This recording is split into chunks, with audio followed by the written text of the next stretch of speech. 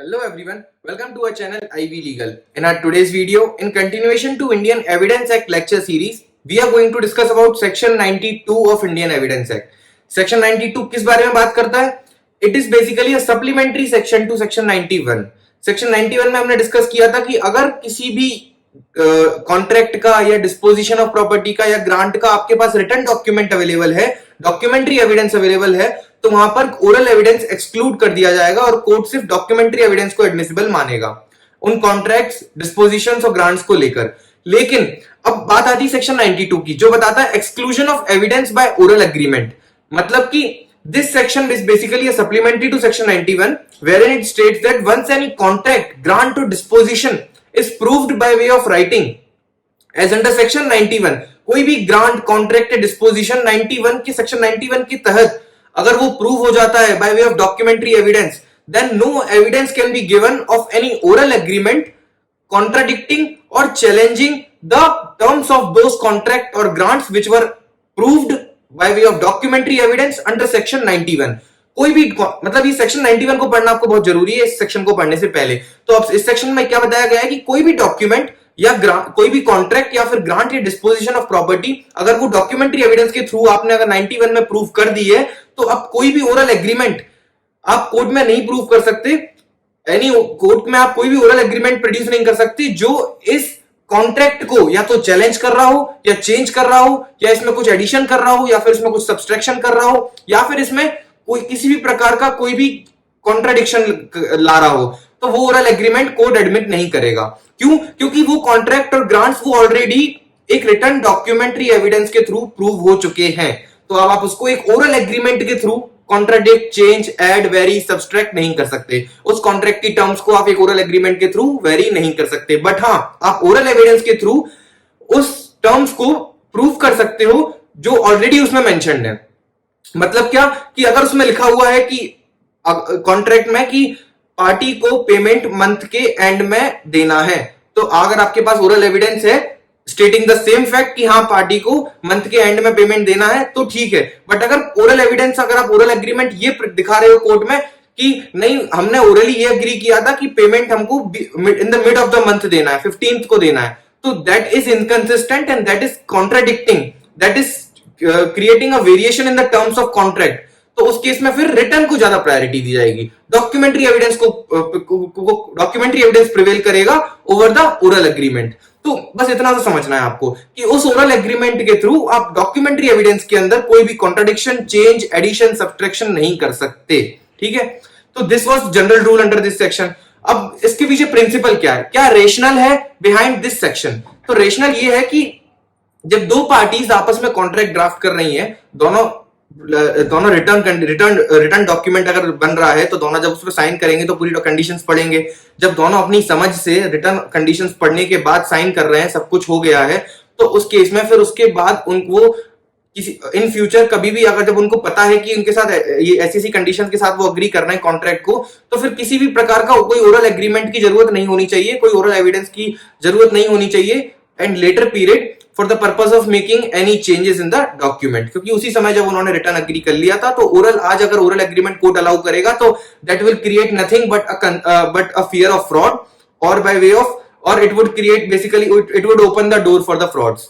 क्योंकि फिर वहां पर कुछ भी एडिशंस आएंगे, सब्सट्रैक्शन आएंगे, जो एग्जिस्टिंग टर्म्स ऑफ कॉन्ट्रैक्ट है उनकी कोई वैल्यू नहीं बचेगी। तो इसीलिए ओरल एविडेंस को एकदम क्लियर तरीके से एक्सक्लूड कर दिया गया है बाय दिस सेक्शन कि आप रिटर्न डॉक्यूमेंट को, आप डॉक्यूमेंट्री एविडेंस को किसी ओरल एग्रीमेंट के थ्रू चैलेंज नहीं कर सकते। आप डॉक्यूमेंट्री एविडेंस को, टर्म्स ऑफ डॉक्यूमेंट्री एविडेंस, जो टर्म्स है उस डॉक्यूमेंट की, उसको आप चेंज नहीं कर सकते bye way of any oral agreement. ये कोर्ट एडमिट नहीं करेगा। बट यहां पर ध्यान रखने वाली बात ये है कि इस सेक्शन में ना, ये जो प्रिवेंशन है कि parties cannot by way of oral agreement change or contradict the terms of document which are already proved under section 91, ये सिर्फ ये जो बार दिया गया है ना, ये बार है, ये प्रिवेंशन है only to the parties to the suit and to the representatives जिनका इंटरेस्ट है सूट में।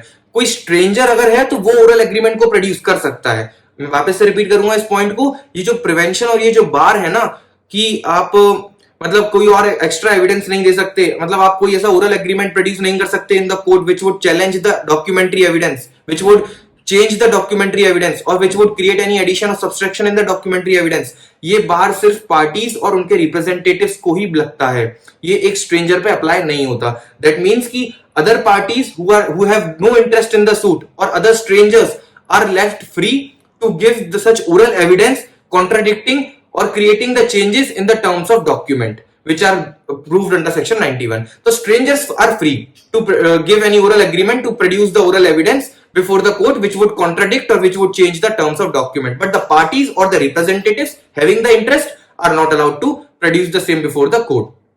तो ये था बेसिकली इस सेक्शन में. अब इस सेक्शन के कुछ एक्सेप्शंस है, मतलब कि आप ओरल एविडेंस कोर्ट में प्रोड्यूस कर सकते हैं which would change the terms of document. उन कुछ एक्सेप्शनल सिचुएशंस में. जनरल रूल क्या था कि आप नहीं कर सकते.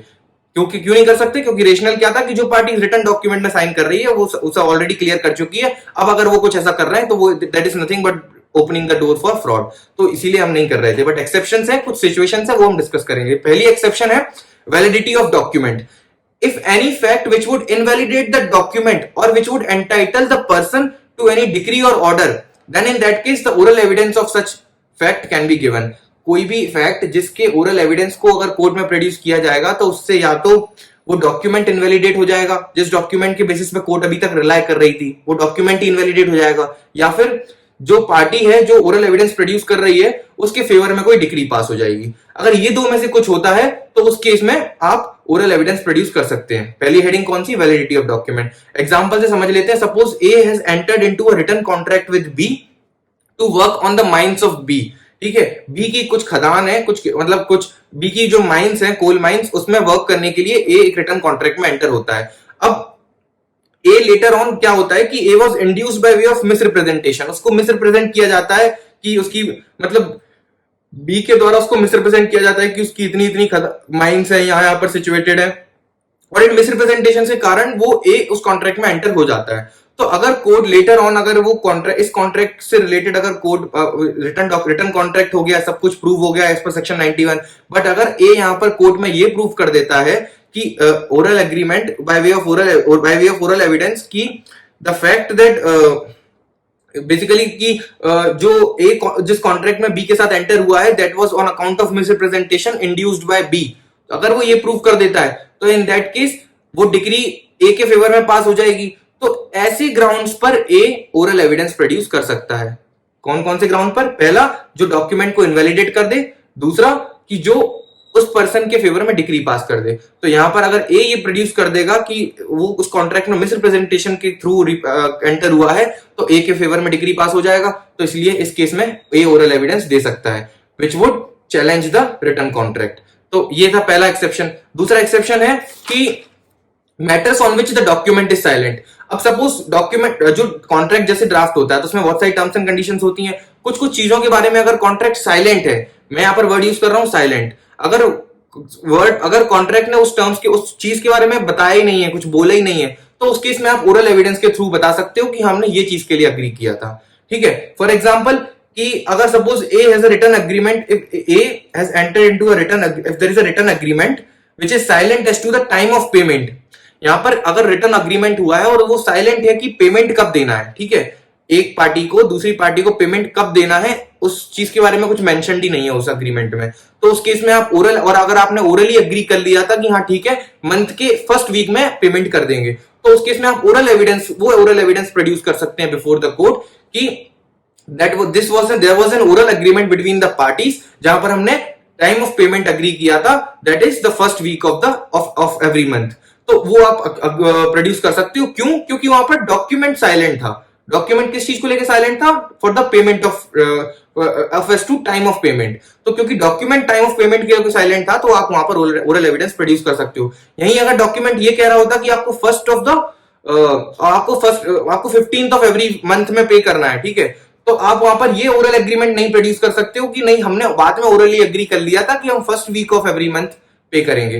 That is not allowed. What is allowed is कि अगर डॉक्यूमेंट में साइलेंट है, डॉक्यूमेंट में कुछ बोला नहीं गया है, तो उस केस में आप फिर ओरल एविडेंस को प्रोड्यूस करके ये बता सकते हो कि हमने ओरली ये एग्री कर लिया था कि first week of every month हम लोग पेमेंट करेंगे. तो सेकंड एक्सेप्शन क्या है? Matters on which the document is silent. Third exception is condition precedent. तो basically where there is a separate oral agreement that the terms of written document will be brought into effect only if the condition precedent is satisfied. कोई एक prior condition है, suppose कि एक contract basically enter होता है ए और B के बीच में with regards to construction of building, जहां पर ए अग्री करता है कि वो बिल्डिंग कंस्ट्रक्ट करेगा for B on so and so sum, but यहां पर एक कंडीशन प्रेसिडेंट है कि ए बिल्डिंग कंस्ट्रक्ट तभी ही करेगा जब वो बी उसको 25% ऑफ इनिशियल सम डिपॉजिट कर देगा। तो यहां पर अगर कंडीशन प्रेसिडेंट, वो जो कंडीशन प्रेसिडेंट है, इस चीज का ओरल एविडेंस ए प्रोड्यूस कर सकता है बिफोर द कोर्ट, क्योंकि ये बोल के कि अगर ये ओरल एविडेंस था, ये ओरल एग्रीमेंट हुआ था कि अगर ये कंडीशन प्रेसिडेंट फुलफिल नहीं हुई तो ये रिटर्न कॉन्ट्रैक्ट की कोई वैलिडिटी नहीं होगी, इसको इफेक्ट में नहीं लाया जाएगा। तो ए यहां पर ये प्रूव कर सकता है क्योंकि इसने 25% डिपॉजिट नहीं किया, इसलिए मैं इसके बिल्डिंग का कंस्ट्रक्शन नहीं शुरू करवा रहा हूं। तो ऐसे इस केस में आप कंडीशन प्रेसिडेंट को लेके भी ओरल एविडेंस प्रोड्यूस कर सकते हैं। उसके बाद आता है फोर्थ एक्सेप्शन, जो बताता है रेसेशन और मॉडिफिकेशन। यहां पर बात हुई है basically where if any document is executed by the parties orally and मतलब आप ओरल एग्रीमेंट के थ्रू अपने पुराने जो डॉक्यूमेंट्री एविडेंस था, जो डॉक्यूमेंट था, जो कॉन्ट्रैक्ट था, वो आप आज के ओरल एग्रीमेंट के थ्रू वो अपना एग्जिस्टिंग डॉक्यूमेंट, वो एग्जिस्टिंग कॉन्ट्रैक्ट या तो कैंसिल कर रहे हो या कुछ मॉडिफिकेशन कर रहे हो, तो उस केस में that oral evidence is allowed, that subsequent oral agreement can be produced before the court for the purpose of proving the modification और the cancellation of that earlier contract, of that earlier executed document. तो यहां पर लेकिन एक condition है कि such distinct and subsequent oral agreement may be proved except in the case where the contract is required by law to be in writing or where it is required to be registered। मतलब आप generally क्या है कि अगर contract अगर आपका पहले दो पार्टीज के बीच में इशू हुआ है तो आज वो ओरल एग्रीमेंट के थ्रू उसमें कुछ मॉडिफिकेशंस और उसमें कुछ और उस कॉन्ट्रैक्ट को कैंसिल भी कर सकते हैं और वो ओरल एविडेंस आप कोर्ट में प्रोड्यूस करके रफा दफा कर सकते हैं मैटर। लेकिन अगर बाय लॉ अगर ये जरूरी है कि अगर बाय लॉ ये कंपल्शन है कि उस कॉन्ट्रैक्ट को मॉडिफाई करने के लिए या उस कॉन्ट्रैक्ट को कैंसिल करने के लिए आपको एक नया कॉन्ट्रैक्ट इन राइटिंग बनाना पड़ेगा, तो फिर वो राइटिंग वाला डॉक्यूमेंट जरूरी है, फिर उसमें आप ओरल एविडेंस नहीं दे सकते। या फिर अगर ये जरूरी है कि अगर आपको अपने एग्जिस्टिंग कॉन्ट्रैक्ट को कैंसिल करना है तो आपको एक रजिस्टर्ड डॉक्यूमेंट के थ्रू कैंसिल करना पड़ेगा, तो उस केस में वो रजिस्टर्ड डॉक्यूमेंट होना जरूरी है, वहां पर आप ओरल एविडेंस नहीं दे सकते। बट अगर ऐसा अगर कंपल्शन नहीं है तो आप ओरल एविडेंस के थ्रू कोर्ट में ये प्रूव कर सकते हैं कि we have mutually agreed to cancel the existing document और to cancel the existing contract और to modify the existing contract. फिर आता है फिफ्थ एक्सेप्शन, जो बताता है यूसेजेस और कस्टम को लेके। तो बेसिकली बहुत बार क्या होता है ना कि पार्टीज, सपोज दो पार्टीज बिजनेस में डील कर रही हैं, सपोज इलेक्ट्रॉनिक्स के बिजनेस में दो पार्टीज डील कर रही हैं। अब दो पार्टीज इलेक्ट्रॉनिक्स के बीच में डील कर रही हैं और अगर उनकी लैंग्वेज में ये बोला जाता है कि सपोज उनकी लैंग्वेज में रेफ्रिजरेटर को फ्रिज बोला जाता है, ठीक है, तो क्योंकि ये जनरल यूसेजेस और कस्टम्स में ये बेसिकली प्रिवेल्ड है, ये प्रिवेलिंग है कि उनकी भाषा में जो इलेक्ट्रॉनिक्स के बिजनेस में डील करते हैं उनको पता है कि फ्रिज बोला है मतलब रेफ्रिजरेटर ही है। तो उस केस में अगर वो कॉन्ट्रैक्ट अग्री कर रहे हैं कि 100 ए अग्री कर रहा है कि वो 100 फ्रिज बी को देगा, तो उस केस में यहां पर आप ओरल एविडेंस दे सकते हैं टू प्रूव द फैक्ट कि यहां पर उसका मीनिंग ये था, फ्रिज का रेफ्रिजरेटर ही मीनिंग था, क्योंकि ये जनरल यूसेज और प्रैक्टिस में हम लोग यही इसको ऐसे ही बोलते हैं। तो इस चीज का आप ओरल एविडेंस दे सकते हैं for the purpose of implementing the real intention of the parties behind the agreement। ठीक है, अब आता है सिक्स्थ एक्सेप्शन, जो लास्ट एक्सेप्शन है इस सेक्शन का, तो वो है relation of language to fact. मतलब कि डॉक्यूमेंट की लैंग्वेज क्या है और उसको फैक्ट से कैसे लिंक करना है।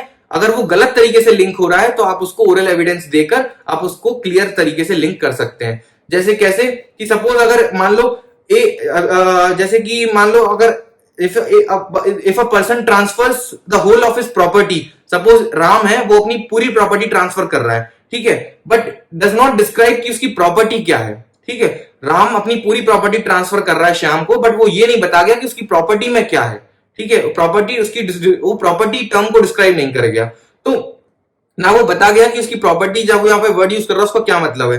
तो in such cases the property to which the document relates, आप उस चीज को ओरल एविडेंस के थ्रू प्रूव कर सकते हो। सपोज मान लो कि राम आज से मतलब जब शाम को उसने प्रॉपर्टी ट्रांसफर करी उससे 1 महीने पहले वो शाम से बात कर रहा था कि मैं तुमको वो जो खेत वाली प्रॉपर्टी है वही तुमको दूंगा, वो जो फार्म लैंड पड़ा है मेरा वहां पर मैं वो तुमको ही ट्रांसफर करूंगा। तो यहाँ पर वो ओरल एविडेंस के थ्रू आप ये प्रूव कर सकते हैं कि क्योंकि हमारे डिस्कशन उस चीज को लेके हो रहे थे, वो सराउंडिंग सर्कमस्टेंसेस को आप ओरल एविडेंस के थ्रू जब आप प्रूव करेंगे तो फिर उस केस में वो जो लैंग्वेज है, जो वर्ड प्रॉपर्टी यूज हुआ है, वो एक्चुअल फैक्ट से लिंक हो जाएगा। और प्रॉपर्टी का यहां पर मीनिंग क्या होगा कि property is linked here with the farm land. और इसीलिए राम जब बोल रहा है कि वो प्रॉपर्टी ट्रांसफर कर रहा है टू श्याम, तो वो यहां पर राम अपना फार्म लैंड ट्रांसफर कर रहा है टू श्याम। राम यहां पर अपनी खेती वाली जमीन ट्रांसफर कर रहा है टू श्याम। तो वो आप उस चीज को लेके आप ओरल एविडेंस प्रूव कर सकते हैं, विच वो describe the surrounding circumstances so as to link the language to the facts of the document. तो this was all about section 92, जहां पर हमने बात करी कि ओरल एग्रीमेंट्स को कब एक्सक्लूड करना है, और ओरल एग्रीमेंट्स कंसिडर नहीं करेंगे अगर वो कॉन्ट्राडिक्ट कर रहे हैं या चेंज कर रहे हैं किसी डॉक्यूमेंट्री एविडेंस को, जो किसी डॉक्यूमेंट को जो ऑलरेडी प्रूव्ड है एज अंडर सेक्शन 91। उसके कुछ हमने एक्सेप्शंस देखे जहां पर oral evidence of oral agreement is admissible. And this was all about this section. अब हम मिलेंगे अगली वीडियो में जहां हम बात करेंगे एम्बिगुअस डॉक्यूमेंट्स के बारे में, सेक्शन 93, 94 और ऐसे ही चैप्टर 6 को हम कंप्लीट करेंगे। अगर आपको वीडियो पसंद आई है then don't forget to subscribe our channel and hit the bell icon for regular updates. Thank you.